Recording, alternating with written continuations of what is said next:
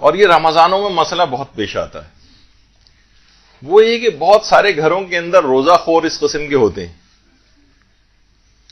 ان کو کھانا دینے کا مسئلہ۔ اچھا اب دیکھیں یہاں پر بھی احتیاط واجب سے ایک ریلیکسیشن ملے گی۔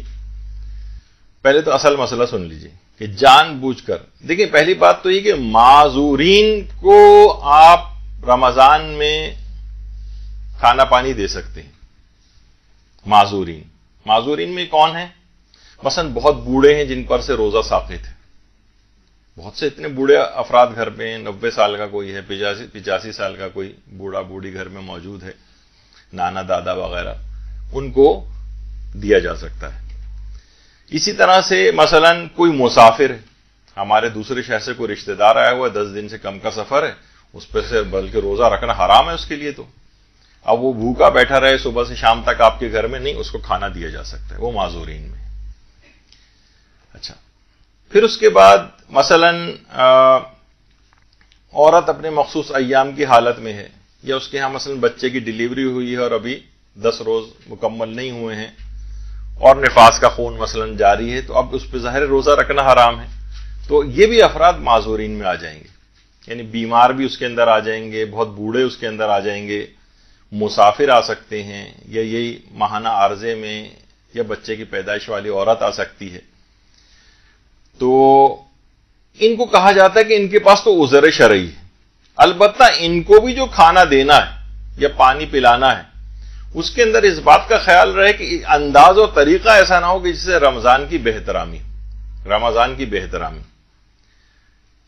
یہ نہیں ہونی چاہیے۔ اچھا اب بہت سے یہ جو کیٹیگریز ہیں، ان کے علاوہ جتنے بھی افراد ہیں جو غیر معذور ہیں، اب اس کے اندر ہو سکتا ہے کہ کسی خاتون کی ہٹی کٹی ساس وہ روزہ نہیں رکھتی ہوں، وہ اس میں آ جائیں، اسی طرح سسر بھی آ سکتے ہیں، بہت سے ایسے لوگ کیسز آتے ہیں علماء کے پاس، ہم نے خود سنا ہے کہ مثلا گھر میں دیور ہیں، جیٹھ ہیں، وہ روزہ رکھتے ہی نہیں ہیں، صبح آفس جا رہے ہیں، ان کے لیے مثلا کھانے پکا کر ان کو دینے ہیں، ان کو ناشتہ کروانا ہے، یا شوہر مثلا بے روزے دار ہے اس طرح کا، وہ کہتا ہے بھائی میں نہیں رکھ سکتا روزے،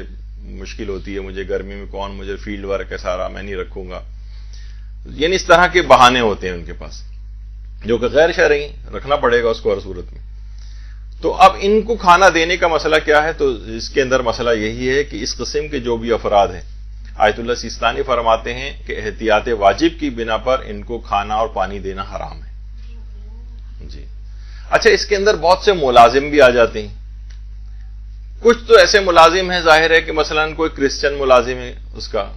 کوئی میڈ ہے گھر میں ایسی کہ جو کہ غیر مسلم ہو، اب اس کے اوپر تو اس لحاظ سے دیکھا جائے کوئی شرعی واجب نہیں ہے، یعنی کہ وہ تو ظاہر ہے ان کو تو روزہ نہیں رکھنا ہے، اب ان کو کھانا دینے کا مسئلہ ہے۔ کچھ علماء یہ بھی بیان کرتے ہیں اس میں کہ مثلا وہ صرف کھانا بنا کر رکھ دے، سرو نہ کرے،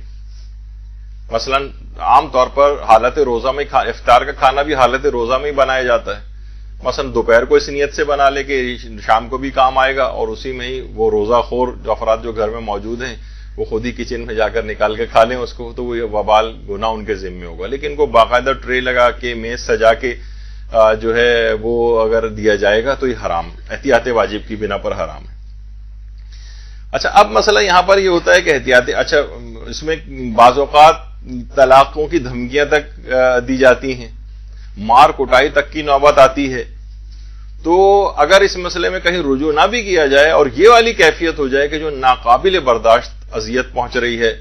مار کٹائی تک کی نوبت ہے، طلاق دینے تک کی مثلا نوبت آ جائے، بہت اتنے زیادہ حالات خراب ہو جائیں کہ ناقابل تحمل ہو جائے، تب اجازت ویسے بھی مل جاتی ہے کہ چلو ٹھیک ہے جب اتنے صورت ہے۔ لیکن اگر کوئی معمولی سے شوہر خفگی کا اظہار کر رہا ہے، ساس باتیں سنا رہی ہیں، یا کوئی اور اس طرح کی کوئی بات ہے، تو اس کو تو برداشت کرنا ہے، اور اس میں آپ کو یعنی آپ ان کو دکھا دیں، مسئلہ فقہ دکھا دیں، کتاب کھول کے دکھا دیں، پڑھوا دیں کہ بھئی یہ مسئلہ ہے، کسی کو اگر شوق ہے تو خود ہی جا کر کچن سے جا کر کھا لے، لیکن سرو کر کے یا ٹرے میں سجا کر نہیں دیا جائے گا۔ اچھا، رہبر معظم کا یہ ہے کہ جو ان کا فتویٰ میں نے پڑھا تھا، اس میں تو انہوں نے فتوے کی بنا پر حرام قرار دیا تھا، یعنی احتیاط واجب والا مسئلہ نہیں ہے، روزہ خور کو انہوں نے کہا ہے کہ نہیں دیا جا سکتا۔ اب یعنی جو میرے علم میں جہاں تک ہے کہ ان کا فتویٰ یہی ہے کہ اگر کسی جگہ ایسا مل جائے بالفرض آپ کی تحقیق کے مطابق احتیاط واجب لگائی ہو تو پھر دیگر مراجع کی طرف رجوع کا ایک امکان ہوگا، لیکن جہاں تک میں نے پڑھا ہے اس کے اندر فتویٰ ہی ہے۔